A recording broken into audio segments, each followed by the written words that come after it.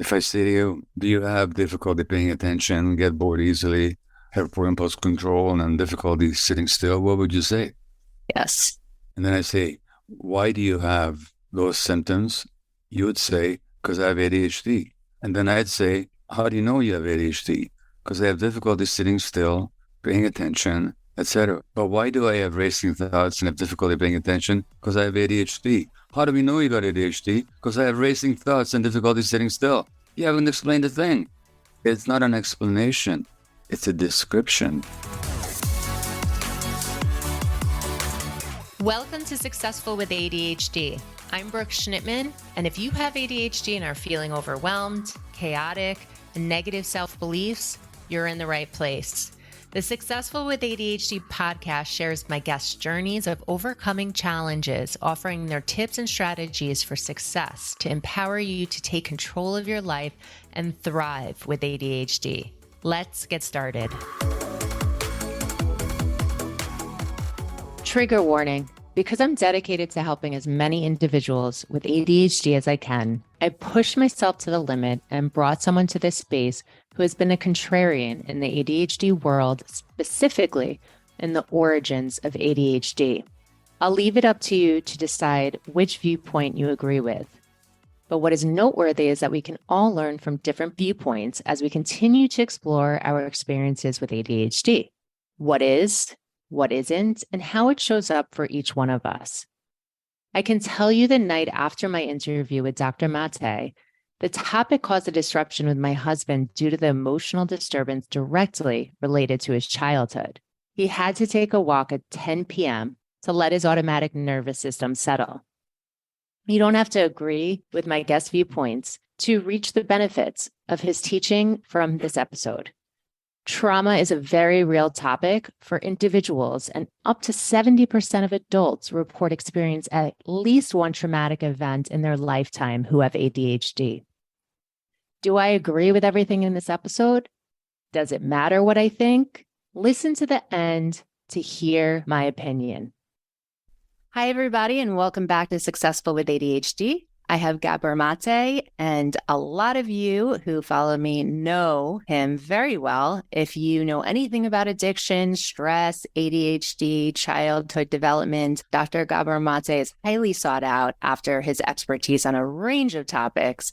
He's written several best-selling books, including the New York Times bestseller, The Myth of Normal, the award-winning Realm of Hungry Ghosts, Close Encounters with Addiction, When the Body Says No, The Cost of Hidden Stress, and Scattered Minds, The Origins and Healing of Attention Deficit Disorder, which I can't believe I haven't read it until now. But of course, I was looking through notes on my Apple notepad from suggested books, and it was on there, but ADHD brain never got around to it. And he is the co-author of Hold On to Your Kids, Why Parents Need to Matter More Than Peers. So his work have been published internationally in more than 30 languages, which is so amazing. Welcome. Thank you. Nice to be with you. Very nice to have you here. Did I miss anything? No, only to say that, I trained as a medical doctor, worked as a family physician, worked in family practice, in palliative care, and then for 12 years with heavily drug-addicted population here in Vancouver. I myself was first self-diagnosed and then diagnosed with ADHD in my early 50s. And very quickly, I came to the conclusion that the usual explanation of ADHD just didn't wash. And so that's why I wrote my first book, which was The Scattered Minds that you just read.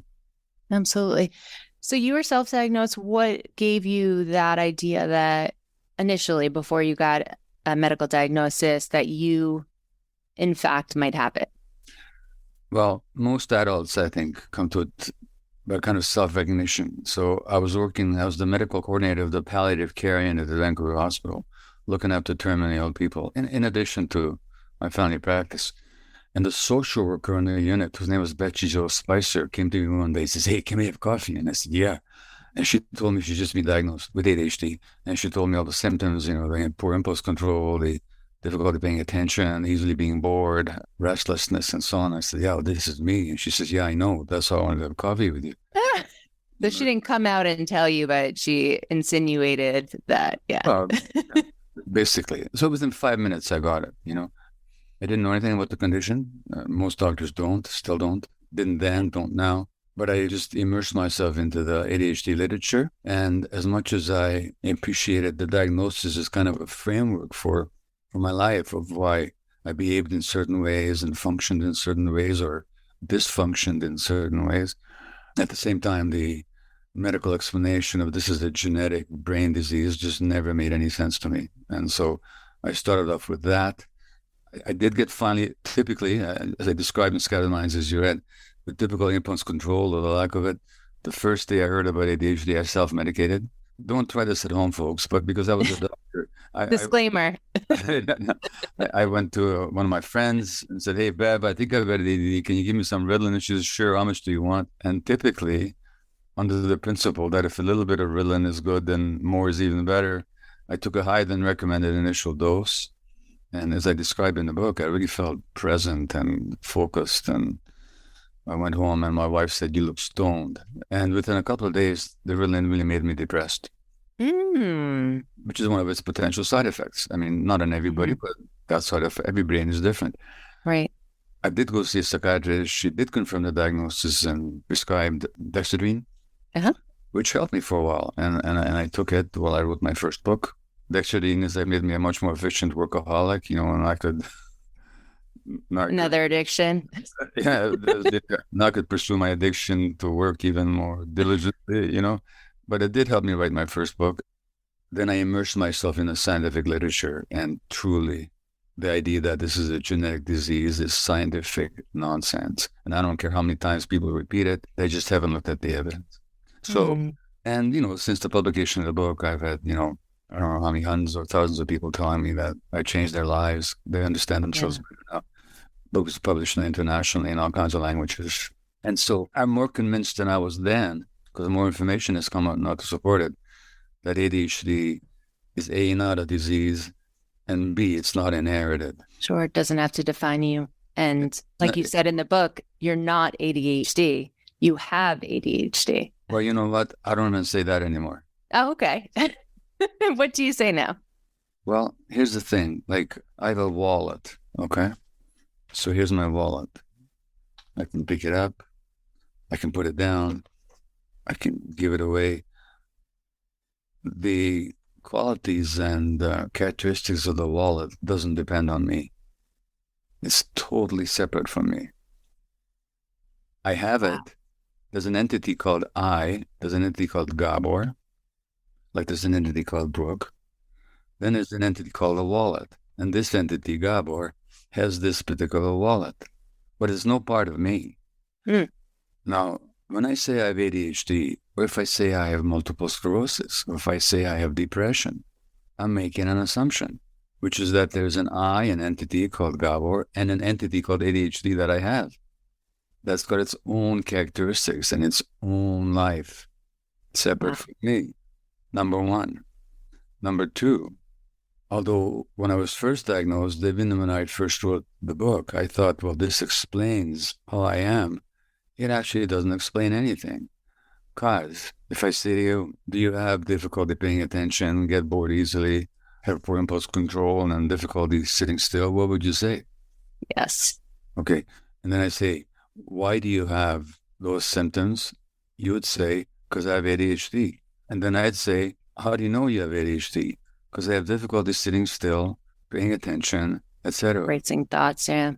But why do I have racing thoughts and have difficulty paying attention? Because I have ADHD. How do we know you got ADHD? Because I have racing thoughts and difficulty sitting still. You haven't explained a thing.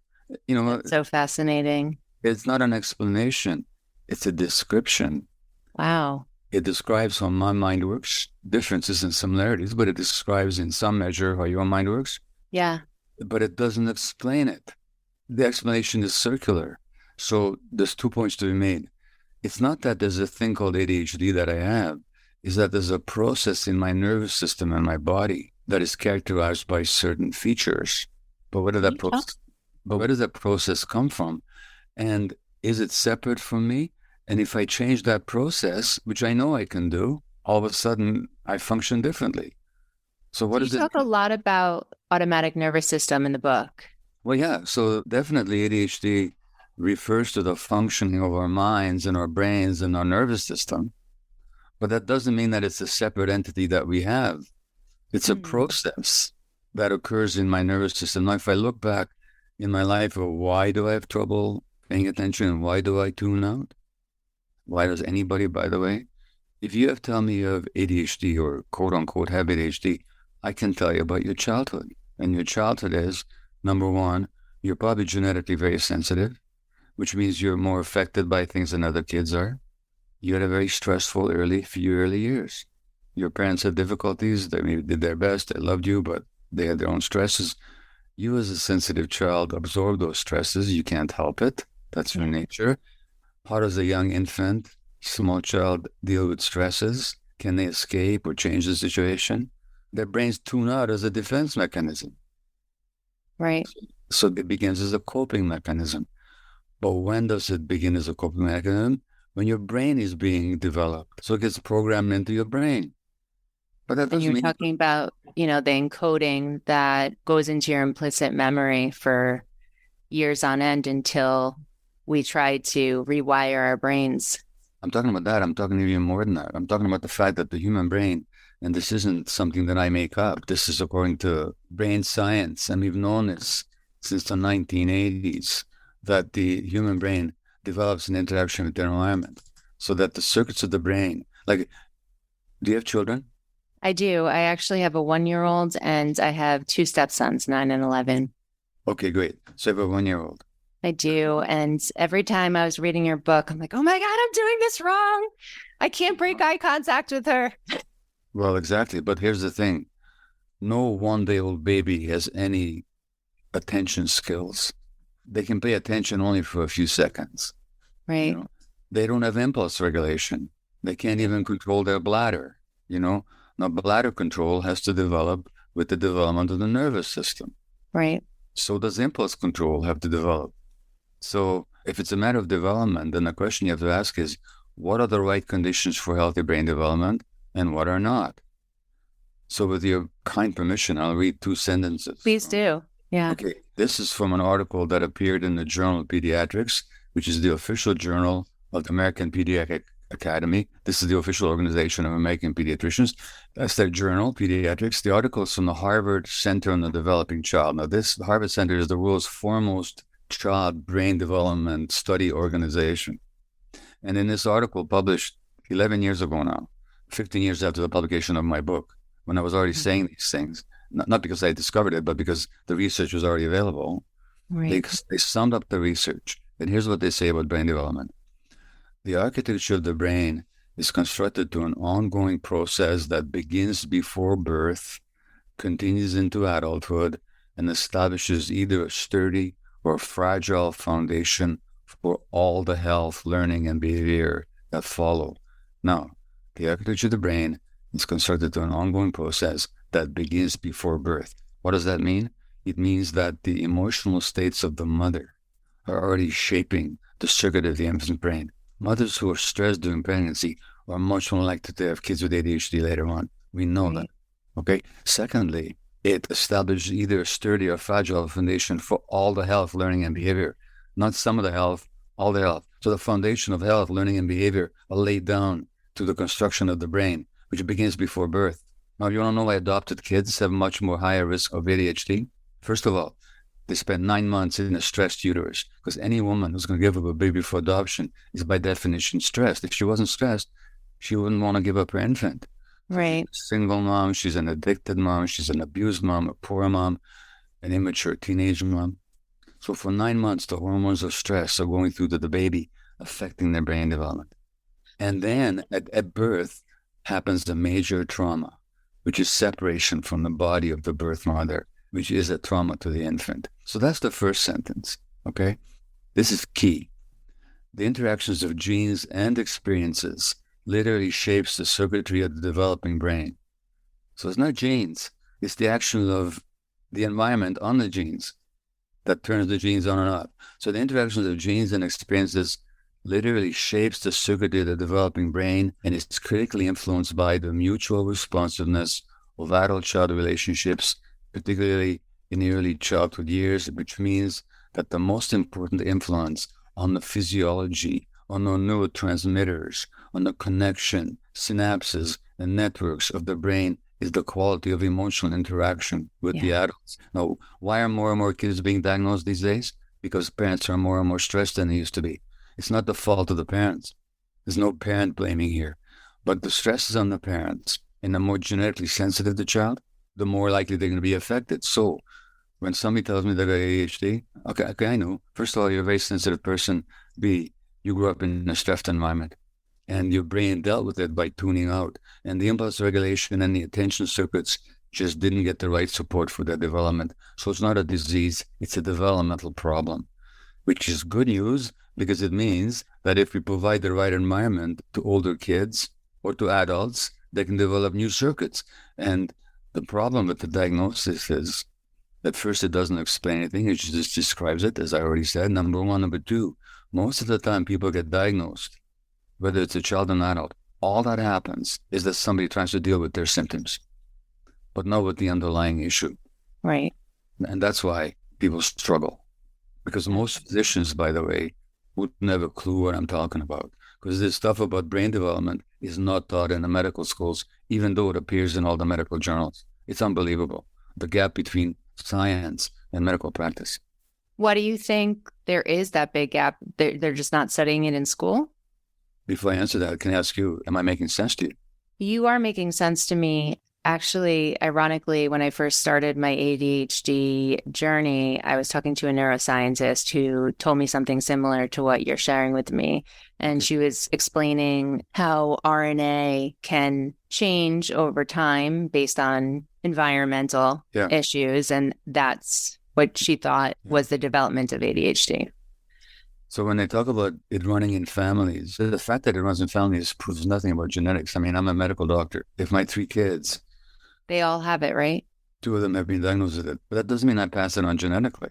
Because if they became medical doctors, would that prove that the practice of medicine is a genetic disease? Something can run in families without being passed on genetically. What is passed on is the stress. So do you think that's where the confusion is then? So the stress that the parent has gotten and it's encoded into their brain now is being passed on to the children.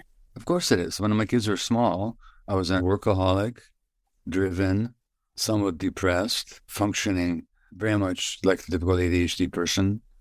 At home, I would be kind of listless and bored, and I wouldn't be that engaged. I was in a stressed marriage because we always marry somebody at the same level of trauma and stress that we're at. So my wife and I, together now 53.5 years, but when we had children, it was a very stressed marriage. And our kids would live in a stressed environment.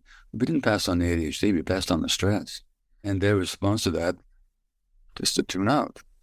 They say alcoholism is genetic. No, it isn't. There are no alcoholism genes, and anytime they think they found one, turns out they didn't. But what's it like to grow up in a home when their father is an alcoholic? It's traumatic. Sure. And what is alcohol? It's a painkiller. So you start drinking to soothe your pain. By the way, people with ADHD, as we know, are tended to addiction, right? What is it, 50%? I don't know, but it's certainly higher than the average. And why?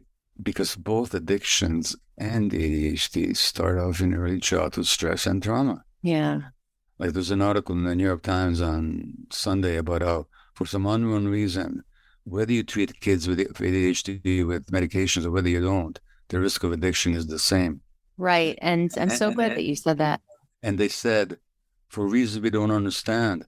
Well, that's because they don't see reality. The reality is both ADHD and addictions are rooted in emotional pain, stress, and trauma. So if you treat kids with medications, but you don't address their emotional needs, why would they be less risk for addiction than other people? If the ADHD medication is increasing the flow of dopamine, which ADHDers lack, we know. Yeah. No, we don't, actually. Well, we're not getting it at a stable rate, correct? No? We don't know anything. Right, because we can't operate on a... Now, here's the thing. The medications can help, right? I mean, I've experienced that. Mm-hmm. Maybe you've experienced it. Mm-hmm. Antidepressants can help. I've experienced that. But does that mean that the problem was a lack of that chemical in your brain. Let me ask you a question. If you go to a party and you feel kind of shy and reticent, and then you have a glass of whiskey and all of a sudden you're friendly and more open-minded, does that mean that your social shyness was caused by a lack of whiskey in your brain? Of course not. Okay, well then let's not jump from medication to conclusions about causation. Absolutely. And I'm just asking though, if someone does take ADHD medication, right? Very often it's been shared that they can stop binge eating as much while they're on the medication. They have less addictive behaviors. So do you disagree with that? Because you just said that the times came out that it doesn't really make a change on addictive tendencies. Well, when I took Dexedrine, literally I became more of a workaholic. Yeah. So it just is displayed somewhere else. I could pay attention better and stay longer at the task. Helped me write the first book, as I mentioned. I'm grateful for it, but it didn't help my addictive tendency one little bit. That was a whole other issue. Right. Now, the workaholism was a response to my childhood trauma. Right. So unless you deal with that stress, traumatic basis, if you have an ADHD child, don't just try and fix their behaviors. The medications may help, or they may not. I'm not against them. I prescribe them. I use them. But they're not the answer. They only deal with symptoms. Sure. So with the workaholism, as you mentioned also in your book, you talk about contingent self-esteem and true self-esteem. Would you say that your workaholism was giving you that reward and that was contingent self-esteem? Yes. So contingent self-esteem means that your self-esteem hinges on something else. So maybe you like me. That makes me feel really good about myself. But if you didn't like me, that makes me feel bad about myself. That means that my self-esteem is contingent on your opinion. Right. Or maybe my self-esteem is contingent on my being successful at work. Maybe my self-esteem depends on how people appreciate my looks or whether I write a best-selling book or not. Well, that's contingent self-esteem. Contingent self-esteem says, I'm worthwhile because I can do this, that, or the other. But genuine self-esteem has got nothing to do with that. Genuine self-esteem says, I'm worthwhile whether or not I can do this, that, or the other. And people with ADHD tend to, a lot of people in our society, as I talk about in my most recent book, a lot of people in the society are trained to have this contingent self-esteem where how I feel about myself depends on what I can achieve, attain, or acquire. Other people's esteem, financial success. But that's not genuine self-esteem. Genuine self-esteem says you're worthwhile as a human being just because you exist, period. Right. And that very few of us get, because to get that, you have to have parents who are really able to validate and accept you exactly the way you are. And most of us as parents struggle, as much as we love our kids, most of us struggle to give them that sense of unconditional acceptance. Yeah, there's so many questions that I want to ask about parenting, of course, as a new mom of a 13-month-old. You had mentioned in the book that rewards don't work as far as, homework and, anything that the parent specifically wants and the child is not motivated on. And also punishment doesn't work for long-term. Well, they may or may not work, but to what effect? Look, if you want to get a 2-year-old to behave, I'm going to be extreme here and don't get triggered, anybody, if you can help it. If you want a kid to behave, hit him really hard a few times. It works. It works. Yeah, my husband was hit. Yeah, I know. Yeah, but then there's all that trauma and emotional, tuning out. Now, if you want to reward a kid, Alfie Kohn was an educator. He says, do rewards motivate kids? Yes, it motivates them to get more rewards. Yeah, but is that what we want? Or do we want to have intrinsic motivation where they want to learn? Intrinsic motivation all the time. That's what we want. So with rewards, we undermine the intrinsic motivation. Now, what if your husband said to you, every time you tell me that you love me, Brooke, I'm going to give you $10. I love you. I love you. I love you. I love you. All day long, every minute. And after a while, you wouldn't do it anymore. You're right. because you're not saying because it comes out of you. You're saying it to get a reward. In That's fact, so powerful. and since it's not coming from you, you will even start resisting it. This business of, okay, if you're good today, I'll give you a chocolate bar. And if after you've earned 5 chocolate bars, I'll take you to a movie. And after 5 movies, I'll take you to the mall. And after 5 malls, I'll take you to Disneyland. And after 5 Disneyland. Hey, my two stepsons are very rich right now. No, just kidding. They spend all their money on Roblox. Okay, what's going to happen is that a part of you will start resisting it because there's coercion in it. Every time you want somebody to do something more than they want to do it, it's a kind of pressure. So the reward itself is the kind of pressure. Gotcha. And lots of experiments have shown that when you stop the pay, they stop the play. In other words, they do it for the reward, but as soon They as pay to play. yeah. So you want kids to be motivated intrinsically. So, of course, I'm sure you've heard this a million times. If they're not intrinsically motivated and you're showing them lots of love and emotional connection and you're truly engaged, then what? Then they start feeling good about themselves and they'll be intrinsically motivated. Intrinsic motivation comes from, I'm worthwhile, I'm uninteresting, and my thoughts and desires matter. And that gives you intrinsic motivation. Yeah. First of all, you have a 13-month-old? Yes. How much do you have to motivate them? Not very much. I mean, Bria will want to eat. She'll want to play. She wants to play. Let us know. She wants to play peekaboo. She wants to pet the cat or the dog.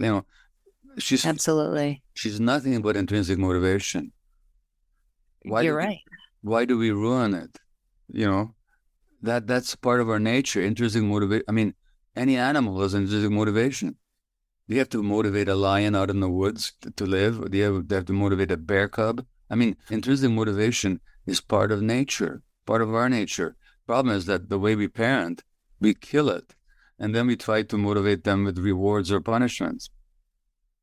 So do you believe that in schools, so a lot of, as a former special education teacher and administrator, we would do behavior plans for students with ADHD because it got them to focus on the curriculum and they would receive rewards. So would you say cut those out? I know it's not a black and white thing, but do they not work long term? No, they don't work long term. You cannot teach intrinsic motivation by external rewards.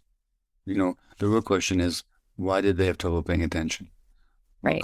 What kind of stresses are going on in their homes? Getting down to the core.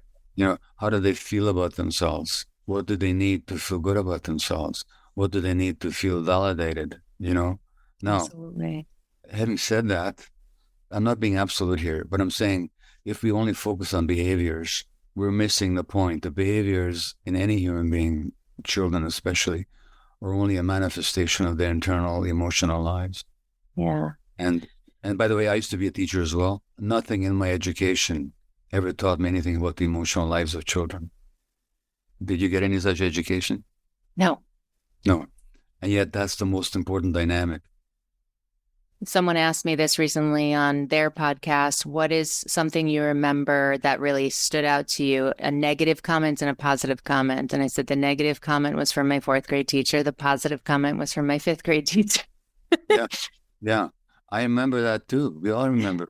They're so powerful, and I only taught for 3 years, so I didn't have that many students, but every once in a while I run into some middle-aged adult, which makes us feel really old. And they say, you don't remember this, but I used to be my teacher and you said one thing to me that's always stayed with me.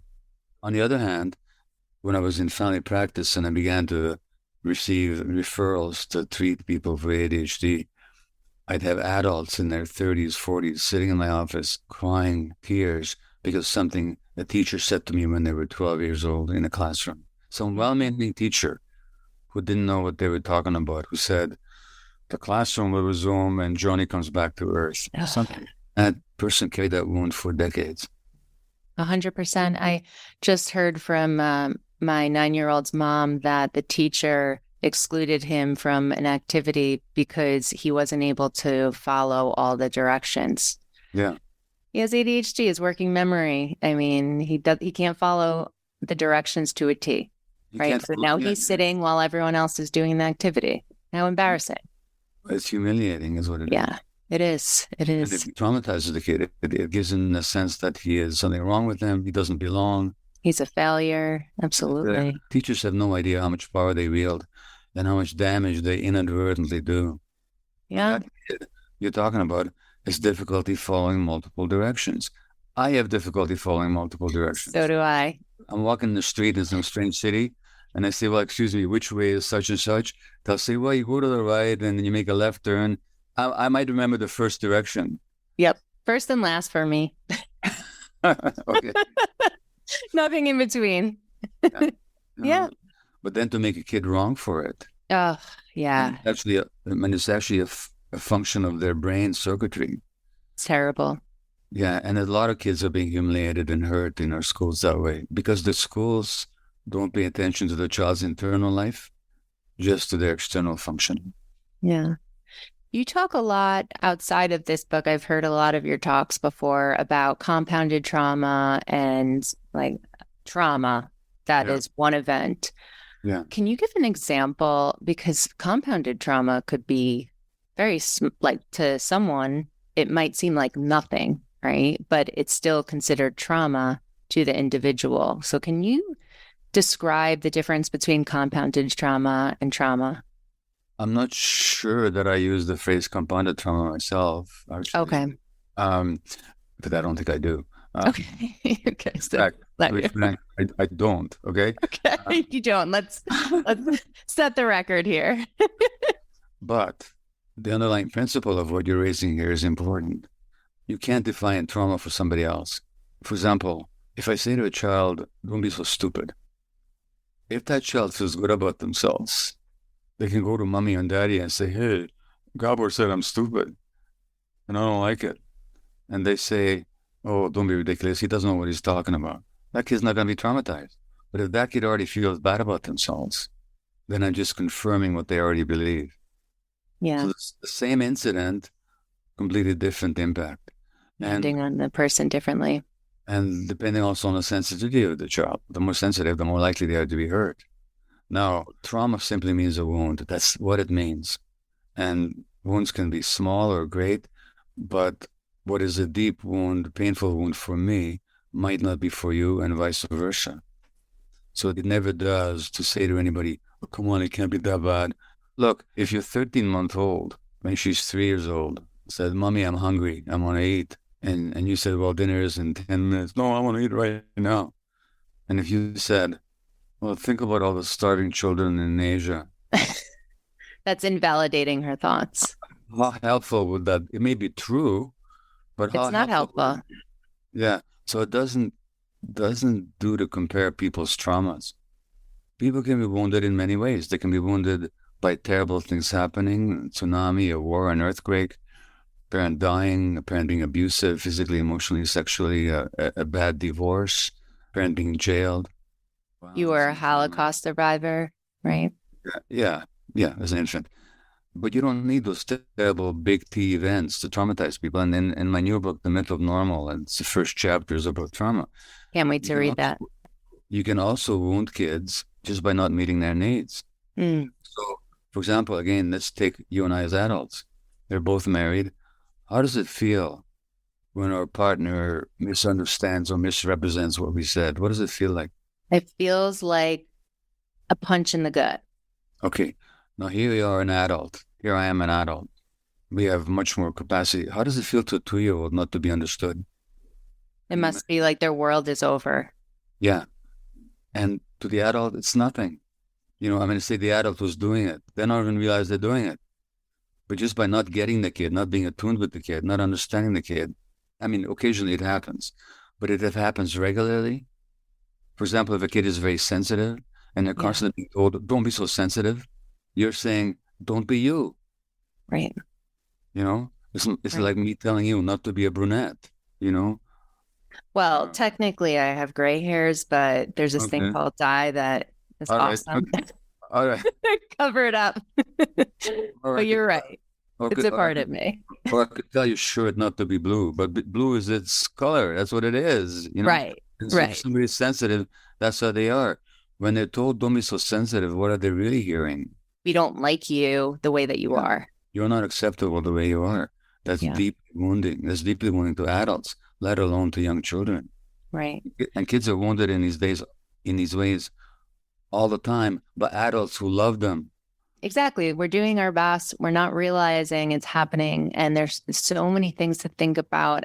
Like I said, as I was reading Scattered Minds, I was thinking to myself, oh my God, I need to make sure I do this or don't do this. So Yes. when you had mentioned the eye contact, don't break eye contact with an infant.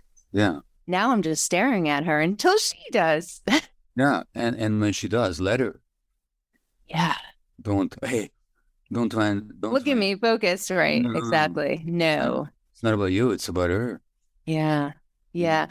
Can you tell me a little bit about timeouts? I know I had just seen another podcast that you were on where you mentioned timeouts. Let's say you're with your present spouse, and on the first day they say to you, well, I really do find you quite attractive and interesting, and I'd love to know where to get the better, but one thing I gotta tell you, if you displease me, you're gonna have to go to a different room. How long would you stay in that relationship? I would take myself to the other room. So here's the thing. The attachment relationship for young children is absolutely essential, not just for survival, but for healthy development. That's true not only for human beings, but for all mammals. Mammals develop mother bears know how to cuddle their babies. Mother cats, mother rats, mother elephants, dolphins, whales, wolves. The attachment relationship is essential for healthy child development, for healthy brain development, without which the child is very anxious. Okay? That's the first point, the importance of the attachment relationship. The second point to realize is that kids can only attach physically. If you and your spouse couldn't see each other for a week, you might not like it, but it would not be the end of the world because you can still love each other and hold each other in your memory and in your hearts. Your infant can't do that. Your young child can't do that. They can only attach physically. They have to hear you, see you, smell you, touch you to attach with you. When you say to them, if you displease me, you're away from me, you're saying to them, I'm using against you the biggest fear that you have, which is the loss of me. And I'm using that to get you to comply with my expectations. So I'm going to threaten you with your worst nightmare. So what do we do? Do we leave the room then if they're misbehaving? Why would anybody have to leave the room? First of all, misbehaving is an adult concept. Right. It's them doing what we want them to do. Yeah, or not doing what we want to do. So the child is just doing what they're doing. So let's say a 2-year-old throws a tantrum. And by the way, when do we throw tantrums? I mean, I don't know. I can tell you when I throw a tantrum. When we're hungry, tired. Yeah, all that.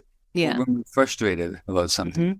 So if you're a good mother, you're going to frustrate your child because Bria will come to you before dinner and says, Mom, I want a cookie. And you're going to say no cookie before dinner. If you're doing your job, I want a cookie. No, I said no cookie. And then she throws a tantrum. Well, why shouldn't she? You've just frustrated her. A tantrum is a normal response to frustration. Yeah. Why should she have to leave the room? Because her nervous system gets in a frustrated state, you know? What you say to her is, boy, you're really upset that mommy won't give you a cookie. Yeah. You really wish you could have a cookie before dinner. Yeah. You pick him up and you hold him and say, oh boy, it's hard to wait sometimes when we want something, isn't it? You know? That's how you deal with it. So we identified what they're upset about. We're not talking about permissive parenting. We're not indulging them. We're not going to give them the cookie. But we're certainly not them making wrong for being upset about it. Right. Now, if it's more destructive behavior, like breaking plates or hitting their siblings, there's the issue of, well, what's frustrating them so much? Because aggression comes out of frustration. Right. When do we get frustrated? When our needs aren't met. Right. So that child is deeply frustrated about something. And our job is to figure out, in the short term, that doesn't mean I allow them to hit their siblings. No hitting your siblings. You must be very upset right now. Come here.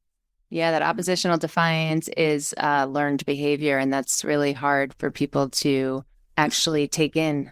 It's not even learned. What is it? It's something else. First of all, this idea of oppositional defiant disorder is the stupidest diagnosis in the universe. It doesn't even exist. Oh, Not only does it not exist, even theoretically it can't exist. Because let me ask you a question. If I had a broken foot, would it be any less broken because I'm talking to you? no, If I had a cold or a COVID virus, would I have any less cold or COVID because I'm talking to you? absolutely not. Okay. But if I wasn't talking to you, could I oppose you? No. In other words, oppositionality depends on the relationship. It's not a disorder in the individual. It's a dynamic in the relationship.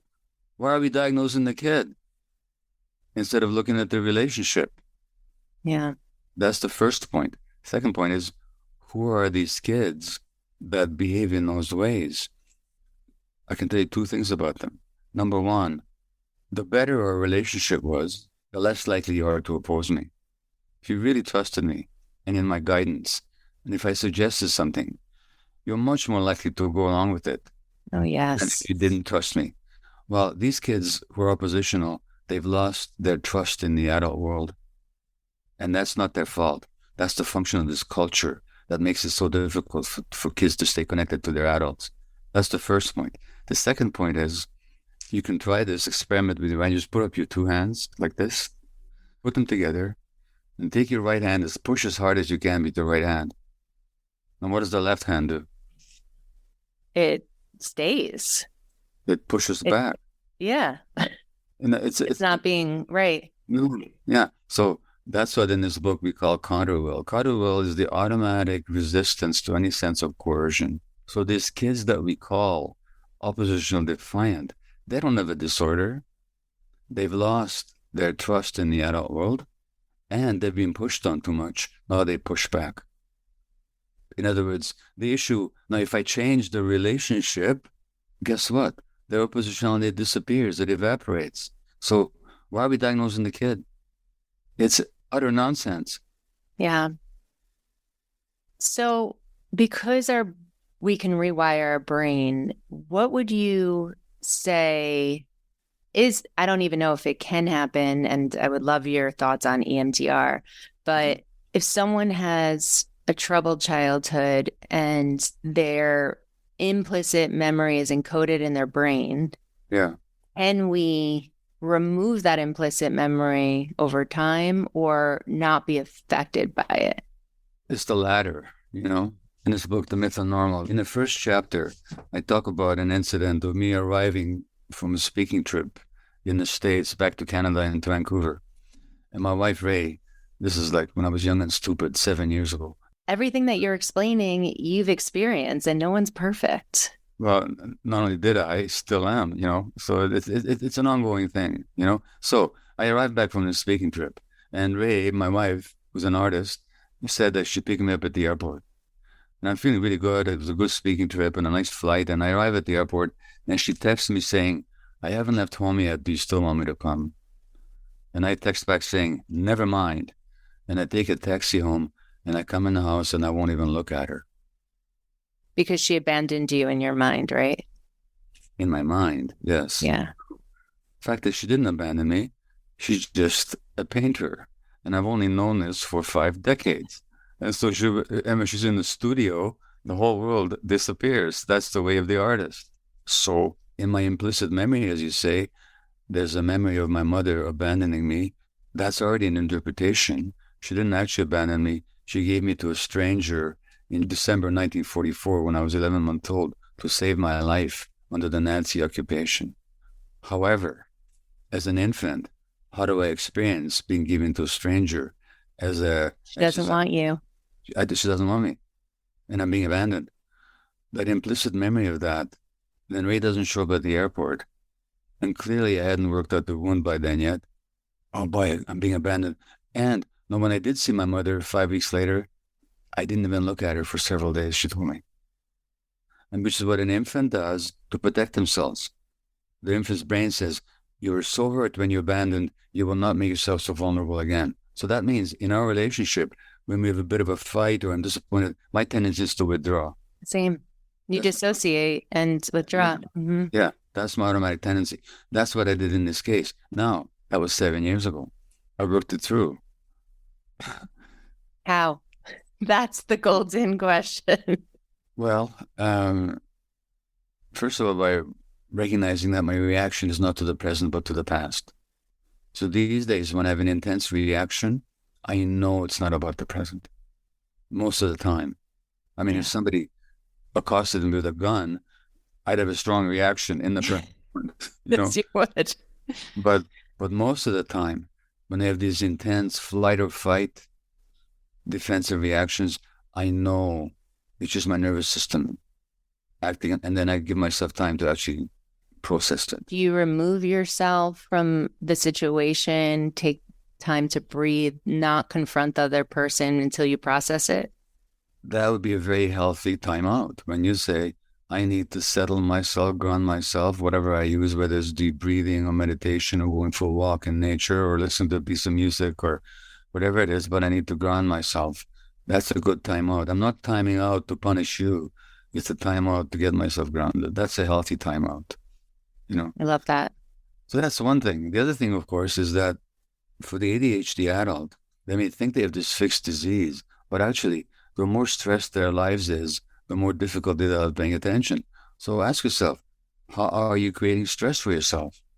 Are you taking on too much? You know, I've written a book. Typically, the answer is yes. Absolutely. So I've written a book, came out 20 years ago now, called When the Body Says No.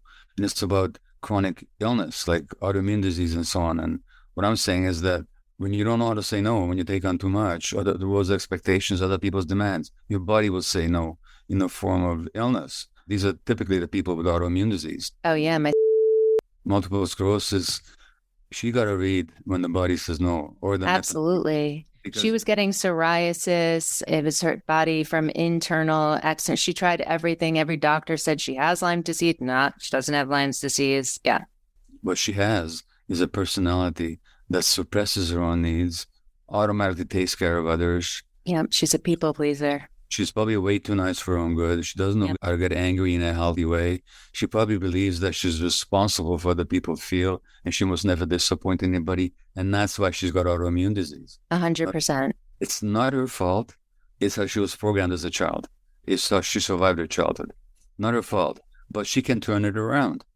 But anyway, the point is, my wife said to me 5 years ago, buddy, you've written a book called When the Body Says No. No, you better write one called When the Wife Says No. Oh, I like that. Because I'm not putting up with this work. She's sassy. I like her. Well, she's savvy and she's sassy, and she calls me on my stuff. But when I do stress myself, when I do take on too much, guess what? Your body reacts. Body and my brain and my mind react. Literally, the first thing when a client usually comes to me in coaching with ADHD, they're like, I just don't know how to manage my schedule. I can't get X, Y, and Z done. I'm like, all right, so tell me what's on your schedule. Well, I'm going to write a book this week. I'm going to write a screenplay. I'm going to compose a symphony. Exactly. And it's so common. That's what I'm hearing. And to me, from what I've read in your book, it's that self-esteem that comes from the contingent self-esteem. And once they are aware and they identify with themselves and they feel more confident and they realize there's other people like them. I went through that when I was writing this book, The Myth of Normal. It's my magnum opus, and I worked on it for 10 years. And 2 years ago, when I was working on it, I started panicking because I had collected 25,000 articles and filed them and read all these books and all these interviews, and the writing wasn't going well. And I started panicking. My blood pressure started going up. And this is me, who is very healthy, basically. And I did something desperate. I decided to talk to a therapist, you know. No, that's great. And I know it is. I'm just joking because I'm the one. Because you are. I'm the one that's supposed to know everything, you know, and helps all these others. Therapists need therapists. Coaches need coaches. In response to what you said about your client who wants to write the book and so on, I realized what was upsetting me wasn't the book. It was my relationship to it. I had this implicit idea that if this book fails, then I'm a failure. And you're a failure. Now, once I made that separation, I'll write this book. If it succeeds, great. If it doesn't, that's life. I was no panic anymore. Same with your client. Yes. It's not how do I complete the book, write the symphony and the screenplay. It's Right. why do I believe I have to do all that? Right. And it's so interesting the connection too, when you put so much pressure on yourself and you believe that you are a failure if you don't finish it, then your executive function shuts down because of the emotional piece, the emotional dysregulation. So you Exactly. literally will not finish it. Exactly. Exactly. So what would you say, some closing thoughts you would recommend for someone struggling who identifies as having ADHD for a success tip? Yeah, well, first recognize that there's nothing wrong with you, that your symptoms related to ADHD are normal responses to abnormal circumstances. Number one. Number two, you cannot recreate your childhood, but you can treat yourself better as an adult and look at the stresses in your life. How well are you taking care of yourself? Are you eating well? Are you looking after your body? Do you get exercise? Do you give your mind a break? Do you connect with nature? Do you deal with your stresses when you're upset? Are you able to ask for help and talk to somebody? You're not isolated. You don't have to be alone with this. You can actually get help. This is a book. I don't know if you've seen it, but if you haven't, please get it. You love it. It's called The Boy, the Mole, the Fox, and the Horse. Oh no, I haven't heard of it. Huge international bestseller by a British cartoonist and illustrator. Mostly it's beautiful drawings, and the story of these four friends. You'll love it. Your child will love it. The boy, the mole, the fox, and the horse. And the horse, who's the wisest one of the four friends, he's asked, what's the most courageous thing you've ever said? And the horse says, help. It's so hard for us to ask for help. Yeah, yeah. And so ask for help.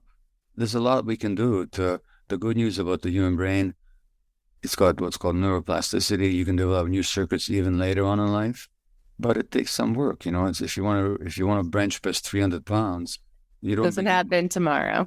you're not gonna you don't do it by trying to lift 300 pounds. You start by lifting the bar, Yes. and so you have to commit to yourself. If you're important enough, you'll put in the work, and don't just rely on some medication to fix you. The medication may or may not help your symptom. It may or may not cause side effects. If it helps without side effects, terrific. Congratulations. Take it when you need it, but it's not going to change who you are. They won't teach skills 100%. No. Yeah. Thank you so much for your time. And if people want to find you, where can they find you? It's impossible not to find me. Yeah, you just Google Gabor and your name pops up. Gabor Mate. There's a website, drgabormate.com. You can join my Instagram account if you wish. Sign up for an email list if you want. Dozens of my talks on YouTube. You don't have to join anything or pay anything. There's my 5 books, which I won't run through. But by the way, I am going to recommend for you and any parents with young kids that they read Hold On to Your Kids, which is not my work. But in this book, Scattered Minds, you may recall the name Gordon Neufeld. He's a psychologist who had quoted on this oppositionality. Hold On to Your Kids is his work that I helped him write. It's really an important parenting book. It's the importance of maintaining the attachment relationship with your child so the child doesn't get swallowed up in the peer group and the peer culture. Mm. So that's called Hold On to Your Kids. And I'll put those links in the show notes too, so people can access that. Sure. Thank you so much for your time. I know how valuable it is. And you really went into deep detail of ADHD, the brain, parenting. So I appreciate you. I appreciate your time. And thank you for helping our community and being unsuccessful with ADHD. Thank you for having me. It's a pleasure. The reason why I host Successful with ADHD and coach driven individuals with ADHD 8 to 80 years old is to help individuals understand themselves better and feel empowered. Coming from my background working with students with disabilities and ADHD for over 17 years, I do believe that ADHD is genetic and the symptoms can be exacerbated based on environmental circumstances.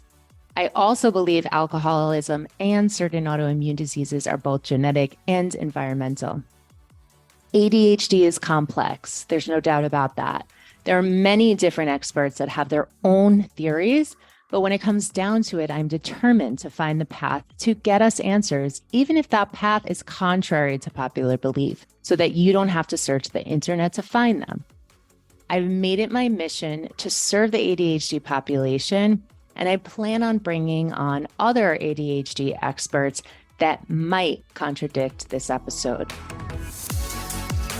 Thanks for listening to this episode of Successful with ADHD.